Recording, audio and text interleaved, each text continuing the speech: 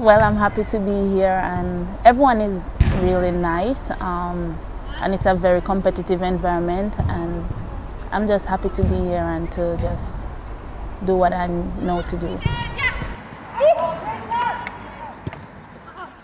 As a player, I would describe myself as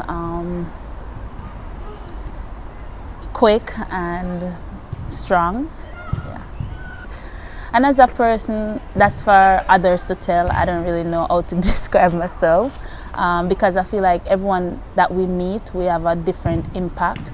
So people see in the way they want to see you.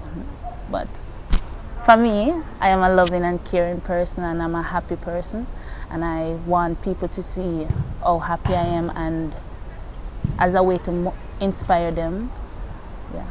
Honestly, what I can bring to the team is to show up every day with being my best self. That's the most important thing, to just be yourself.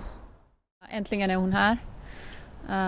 En fantastisk människa och en jätteduktig fotbollsspelare, så vi är väldigt glada att ha henne här.